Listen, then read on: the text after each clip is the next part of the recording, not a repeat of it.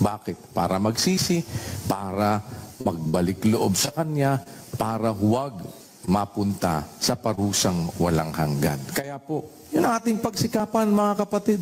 Pagpatuloy natin, tandaan ninyo dito sa ating pagsasama-sama.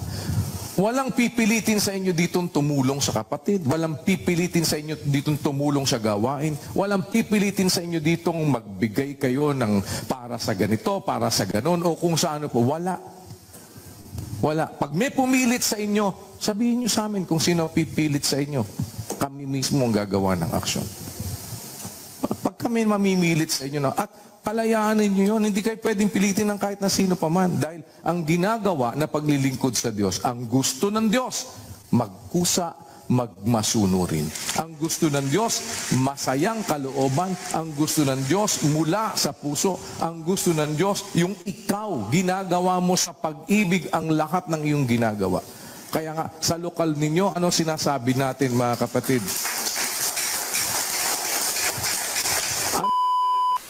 Kaya yun iniaaral na magbibigay ka ng masaya, magbibigay ka ng hindi ka pinipilit. Unang-una, hindi yun idinikta sa'yo. Hindi idinikta sa'yo yun ng mangangaral, hindi idinikta sa'yo yun ng kahit na sino. Mare, sasabihin ba, mati ka sa amin, ganito. Ay, basta tatandaan ninyo, walang diktahan ng kung anong ibibigay. Basta tatandaan ninyo, walang diktahan ng kung anong ibibigay. Maganda-ganda po yung bentahan ng ticket. Kaya lang po, hindi po lahat nakapag nung target. Pero awa ng Diyos, sa kabuuan po, sige po, pakita natin. Para lang po, kung loloobin sa susunod, kasi every Sunday na po yan kung loloobin po ng Diyos, mga kapatid, mapagsumikapan po natin kasi hindi naman titigil na yan 500, mga kapatid. Per month, per cluster, for 6 months. Yan po yung para sa tulong natin sa construction. Pero MCGI Cares pa rin po yan, mga kapatid. Doon pa rin po yan papasok, mga kapatid. No po? Yan po. Yung para sa monthly, kasi hindi naman isang big... Schedule na gagawin nyo is magpatawag kayo sa lokal. Sino ipapatawag nyo? Yung pong alam ninyo na makakatulong talaga ng higit. At yung mga interesado na nakapakinig, nag-volunteer siya. Alam nyo ngayon ang kapasidad ng lokal. Alam nyo kung sino yan. Ipatawag nyo po sa lokal. Kagaya ng ginawa po namin sa isang lokal. Kanina, umaga, nagpatawag kami. 42 ang invited. 22 lang ang dumating kasi karamihan umuwi pala ng probinsya. Hindi ko nababanggitin ng lokal. Ngayon, nag-commit sila, awa at tulong ng Diyos. Dahil yun naman po, pili na kapatid na kinausap. Ganon din sa inyo, pili na alam ninyo makakapagbigay. Please, ako po yung nananawagan, malaki pa po kulang natin. Diyan sa AOD po, $250 million nga usapan natin wala pa man lang tayo sa 1/4, wala pa po. Malaki pa ang kulang natin, mga kasama. So, haplit pa tayo, meron hanggang Biyernes, kung lolobin, hanggang Linggo, siguro baka pwede po, isang linggo pa bigyan natin grace period sa mga kapatid. Tulong-tulong po tayo, mga kasama. Sana magtulong-tulong po tayo. Alam ko na may mga collection na rin po tayo, kaya lang hindi pa po ganun kalaki. Sa Middle East, wala pa po sa kalahati, kaya ng report sa atin. May binigay na informasyon sa akin ni Kuya Andy, nasa 46% pa lang tayo. 1.3 million yung nahabol natin. 1.3 million US dollar. Mga kasama, haplit pa tayo. Yung mga pinag-usapan natin, mangungutang, natin, gawa natin ng parang na makuha bago maglinggo.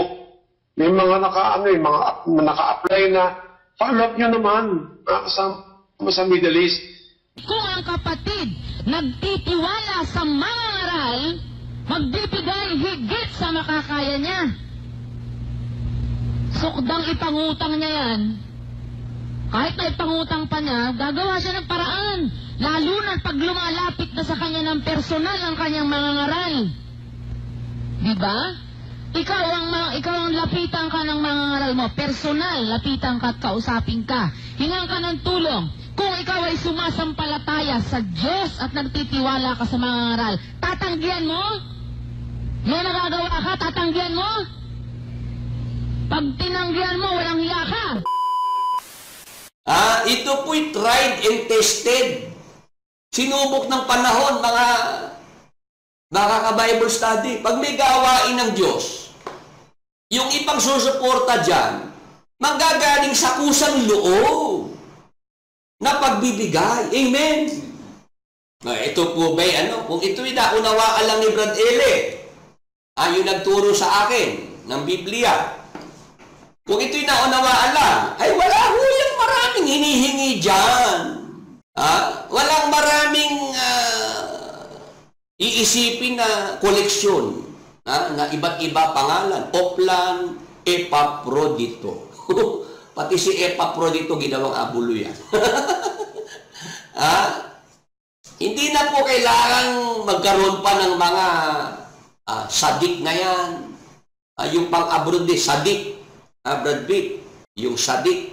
Alam niyo ba, ang nakarating sa akin report nung araw sa mga nasa abroad, para daw makapagbigay yung mga miyembro nila sa abroad, magiging alternate ang sweldo.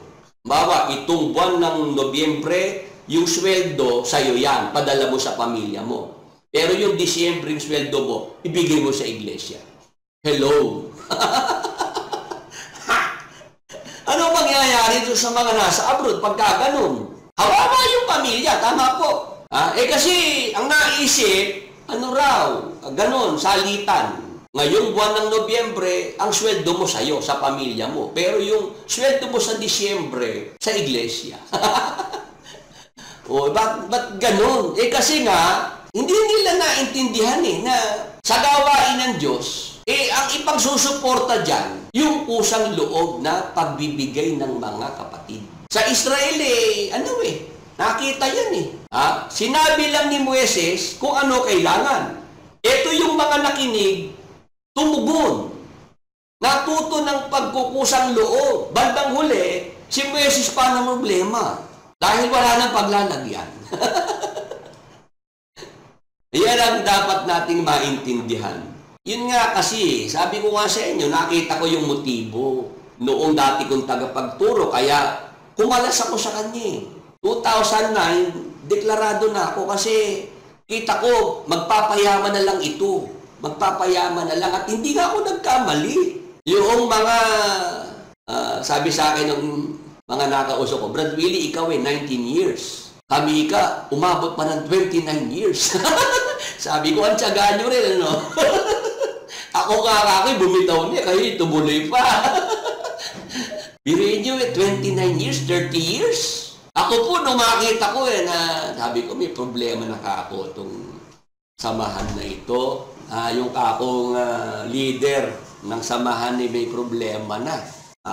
Nakapokus na ako sa pagpapayaman. Kaya kumalas ako, bumitaw ako kasi ayoko ng ganun Ayoko ng gano'n na meron ng mga panluluko, pandaraya. Magkapera lang idadahilan gawain. Para naman sa gawain yun lahat na lang diba? Yung mga kapritsyo noong bagong leader.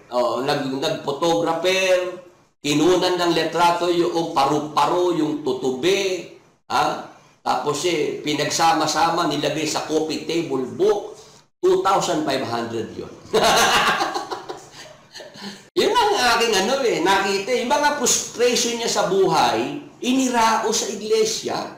Ang idinadahilan gawain, frustrated singer, o kaya pa concert.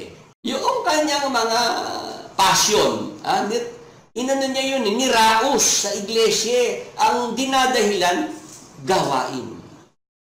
Yung kanyang ambisyon na maging artista. Yun iniraos din Ang dahilan gawain. Yung kanyang ambisyon sa politika. Tinuloy niya yun Ang dinadahilan para sa iglesia, para sa gawain. Hello!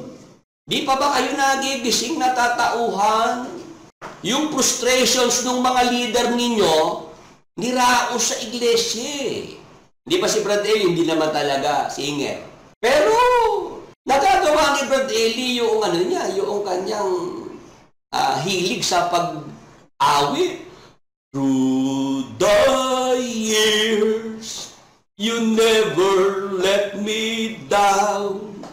You turned my life around.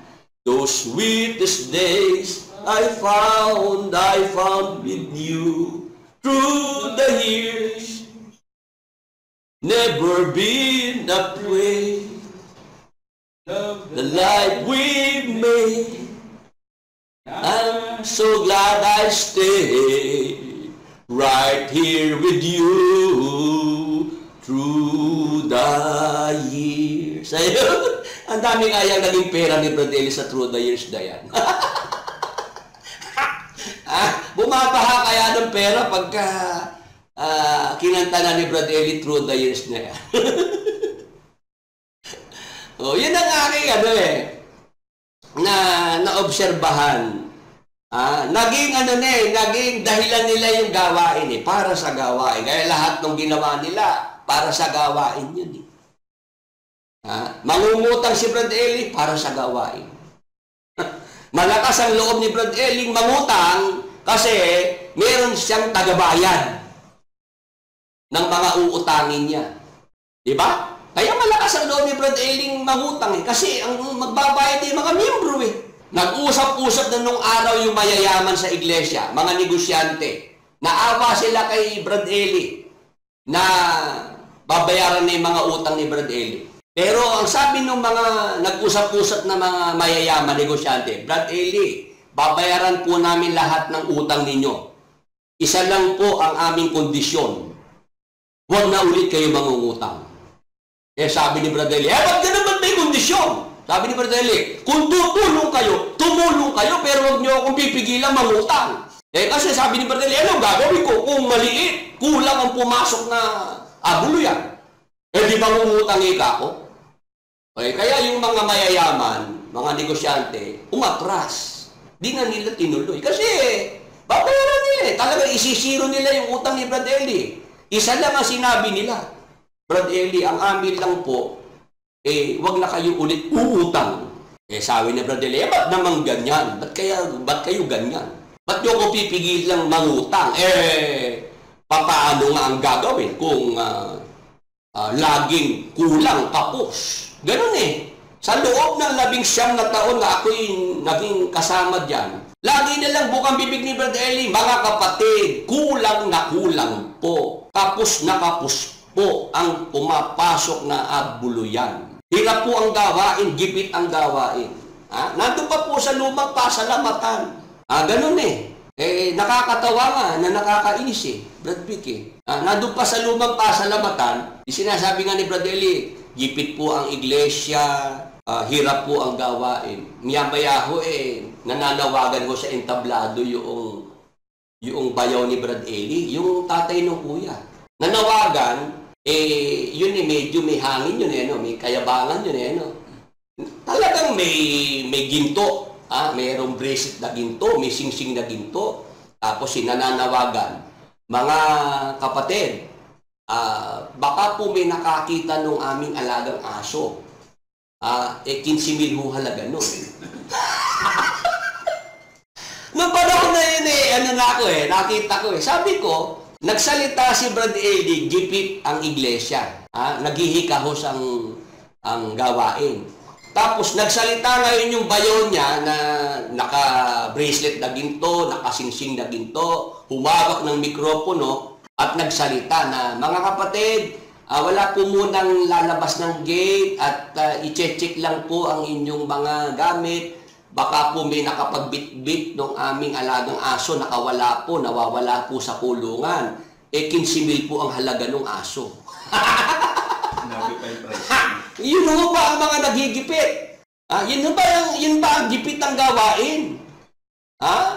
Hikahusang iglesia, can't afford na mag-alaga ng 15,000 na aso. Noong araw pagpasalamat, ba't mahaba pasalamat? Hindi mo na magsasalita si Brad Eli. Pagsasalitain mo na o sino-sino, tatayo si Edong. Si Edong, dadaing, mga kapatid, hirap na hirap po si Brad Eli. Maawa po tayo sa kanya. Di ganun. May iiyak sa pasalamat. Yung mga miyembro, madadala dahil may umiiyak di magbibigayan. Tapos Kung hindi si Edong ang magsasalita, yung KBP, yung mga kababaihan na bumabalikat o pumapasan. Natatandaan ko kayo, ha? Yung KBP, ha? May dala pong mga bagya na malalaki. Ha? Lilibot sa pasalamatan. Ililibot nila yung bag para mangolekta ng pera. Pupunuin nila yung bag na yun ng pera. Wala binabalikat, pinapasan. Oo. Bukod sa iaabuloy ng mga miyembro, yung maglilibot-libot na mga babae na may dalang bag at maghuhulog doon ang mga miyembro. Yun yung sinasabi natin na noong araw pa. Nakita ko na yan eh. Ngayon, noong si Brad Eli nasa abroad at nakita kong talagang siya yung hindi na siya babalik ng Pilipinas for good. Nasa abroad na siya.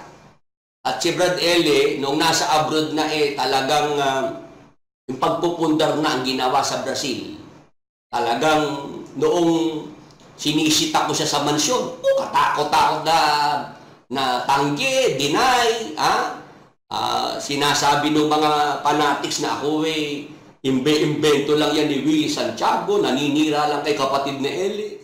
Nung mag-iitawan na po yung mga letrato ng mansyon.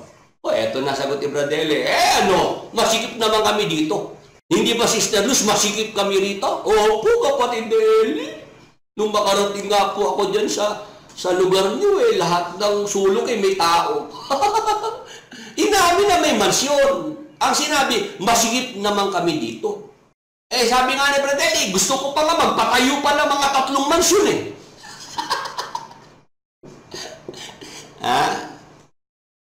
yun ang ating dyan, nakita na kung si Brad Eli, talagang ang puso sa Diyos, hindi na, dapat ginawa yung ganyan na pahirapan ng mga miyembro, mag-isip ng kung ano-anong paraan para magpapasok ng pera. Itong pumalit naman sa kanya, ganun din magpapasok ng pera Doon sila magka-frequency. Yun, doon, sasang-ayon ako. Yun. Kung sinasabi yung magka-frequency yung magtsuhe, talaga magka-frequency pagdating sa pagpapapasok ng pera. Doon, talaga magka-frequency sila. Kasi kung ano yung ginawa ni Brad Eli, tinutuloy lang naman ito Kung pumalit magpapasok ng pera. Kaya inumpisahan sa mga puso-puso, magpapatayo doon sa mga nasa bundok. Tapos yan, kinakampanya niya yung mga pre-store na yan, yung mga pagpapakain, yung tapos yung libreng sakay. Alam ko, magwewelga bukas di yung libreng sakay nyo, ano nyo ngayon? Talagang sulitin nyo. Ilang piraso lang naman yata yung bus nila na libreng sakay, makatulong naman sa mga mahihirapang mag-commute bukas. Ano naman kasi yan yung lahat naman ng yan para lang magpabango pangalan sa publiko. Kaya nga mukha nila yung nandiyan sa bus pagka sila may mga ginagawang medical mission, mga mukha nila nandyan pera ng mga miyembro ginamit. Ngayon, ba't tayo napunta dyan?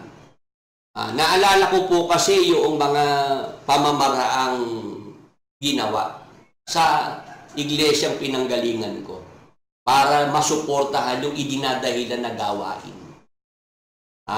Hanggang sa mangutang. Pati mga miyembro, inuutosang mangutang Mga kapatid, gawain naman ito ng Diyos. Kahit ipangutang, tinuturuan yung mga miyembro na kahit mangutang na para lang may maibigay sa gawain. Hindi po dapat ganun. Pagka may gawain ng Diyos, at talagang gawain ng Diyos yan, dapat suportahan yan ng kapatiran sa papaanong paraan sa pamamagitan ng kusang loob na pagbibigay. Sa Israel po nakita natin, tabernakulo ng kapisanan, lahat ng kagamitan na ipundar dahil kusang loob na pagbibigay ang ginawa ng mga Israelita. tuloy-tuloy yung pagbibigay ng kusang loob. No? Sumobra pa eh. Sumobra pa sa pangangailangan. Kaya si Moises mismo naglabas ng utos.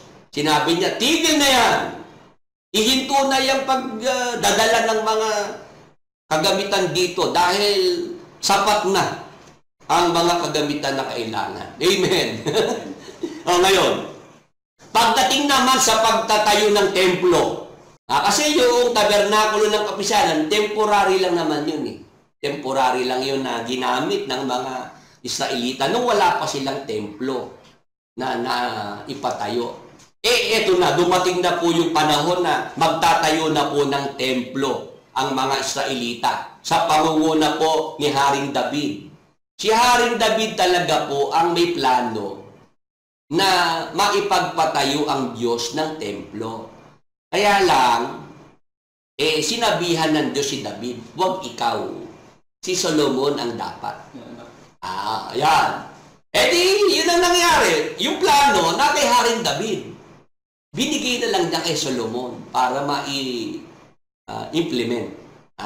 Ngayon, ano po ang nangyari, mga ka-Bible study? Mahaba-haba po ulit itong mabasahin ni Brother Willie. Sundan niyo po, mga ka-Bible study, ang unang Kronika 29:2, patuloy. Ito po ang ating mababasa. Templo naman po ang itatayo. Aking ngang ipinaghanda ng aking buong kaya ang bahay ng aking Diyos, sabi ng Haring David, ng ginto, na ukol sa mga bagay na ginto, at ng pilak na ukol sa mga bagay na pilak, at ng tanso na ukol sa mga bagay na tanso, ng bakal na ukol sa mga bagay na bakal, at ng kahoy na ukol sa mga bagay na kahoy, ng mga batong onyx, mga batong pangkalupko, ng mga batong panggaya, at may sari-saring kulay, at ng lahat na sari-saring mahalagang bato, at ng mga batong marmol na sagana. Tuloy. Bukod din naman dito, sapagkat aking inilagak ang aking loob sa bahay ng aking Diyos, na yamang may tinatangkilik ako na aking sariling ginto. Mga ka-Bible study, si Haring David, ang ginawa niya, lahat ng kailangan na materyales para sa templo, ni-ready na niya. Ngayon, hindi na kontento doon si Haring David. Meron siyang sariling kayamanan. Ano ginawa niya?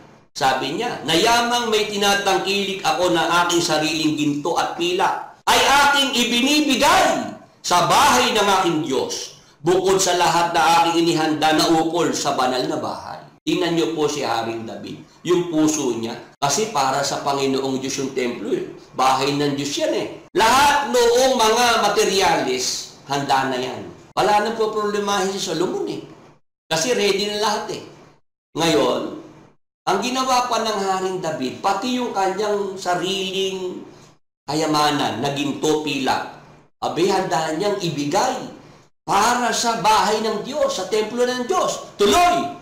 Sa makapitbagay 3,000 talentong ginto na ginto sa Ophir at 7,000 talentong dalisay na pilak upang ibalot sa mga panig ng mga bahay. Pang-decorate lang po mga Bible study. For decoration itong mga ginto at pilak na sariling kayamanan ng Haring David. Tuloy natin ang basa. Ginto na ukol sa mga bagay na ginto at pilak na ukol sa mga bagay na pilak at sa lahat na sari-saring gawain na yayariin ng mga kamay ng mga manggagawa. Sino nga ang naghahandog na kusa upang magtalaga sa Panginoon sa araw na ito? Ayan, si Haring David po nagsalita sa mga Israelita. Tinatawagan niya yung mga Israelita na matuto sa kanyang ginagawa. Kung paano siya nagkusa na magbigay para sa gawain ng Panginoon, sa bahay ng Diyos. Tama po. Tinatawagan niya yung mga Israelita na ganun din ang gawin. Na sila'y matuto rin ng pagkukusa. Ngayon, tuloy natin ang basa. Nang magkagayoy, naghandog na kusa ang mga prinsipe ng mga sangbahayan ng mga magulang. Ito na pala yung magandang tugon. Dahil may nanguna, yung hari, nagkusa. Ito yung mga prinsipe, nagkusa rin.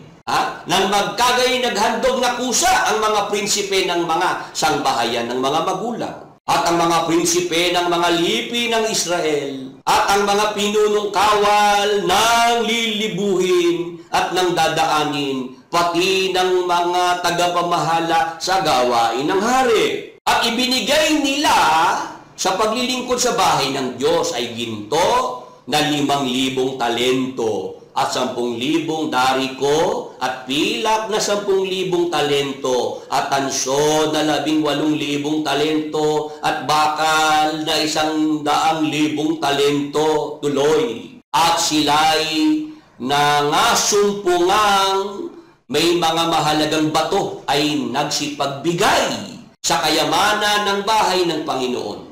Sa ilalim ng kapangyarihan ng kamay ni Hiel na Hersonita, nang magkagayoy nagalak ang bayan dahil sa sila'y nangaghandog na kusa, sapagkat sila'y may dalisay na puso na nangaghandog na kusa sa Panginoon. At si David na manahari ay nagalak ng dakilang pagkagalak. Mga ka-Bible study, mga kapatid, ano naramdaman ni Haring David?